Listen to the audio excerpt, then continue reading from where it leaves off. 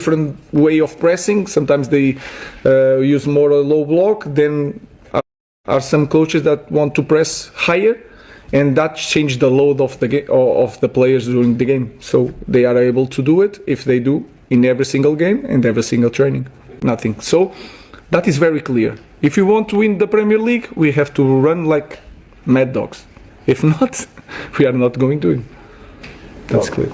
Was that result against Arsenal a reality check and kind of reinforced what you told us on Monday about the storm coming? It's kind of managing expectations. Does that show everybody what the scale of the job that you've got on your hands here? I think that is very clear. We are a massive club, but we are not a massive team, and we know it. It is no problem to say it. So we want to improve. We are in the different moment from Arsenal, but you can feel it during the game. I think we have to believe more, because we were not dominant in the game, but we are control the game. Not so many chances for Arsenal, of course, a lot of set pieces, but we were okay, especially in the first half. So we had so good things in that moment, but you can feel it that there's so much to do. We need to be better in the final third. We have to create more danger. They have to feel it, and I felt that Arsenal have problems to block our build-up. But then when they were defending, the goal was quite comfortable for them. So we are learning these things and trying to improve in 2 days. Just very quickly as well, your players all applauded the away fans at the end for their support. But Marcus Rashford, there's a video of him walking away and not acknowledging them. If you have to speak to him about that at all, and do you obviously make sure your players give the right respect and applause to the away fans when they give you support? Yeah, of course. When you lose. Yeah, we have to do it, especially when we lose. Not when we win, but when we lose, we are going to do that. Everybody has to do it, and it's going to be like that. So, hi Ruben. You've alluded to it a couple of times about the need to improve the physical aspect, run more. Is this squad fit enough for you?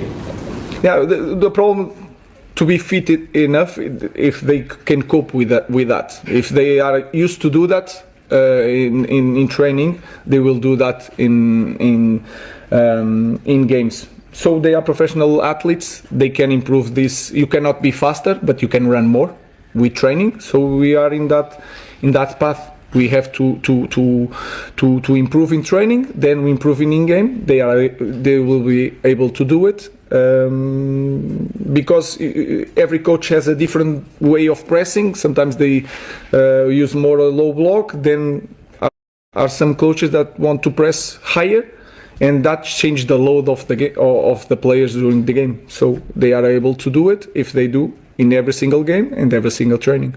Maybe it's a Portuguese thing, but Diogo and Bruno seem to hardly ever get injured and always available, always play. But other players, you said recently, they can only play 60 minutes or 70 minutes. Have you worked out why that's the issue? No, that one's like Mason Mount is because they come from injury and they don't have a lot of training during the week. So sometimes they are recovering. If they don't play, they have to after the game they cannot run a lot during training, because in 2 days they have a game and can be used. So it's really tricky in this moment to cope with everything, but they are improving.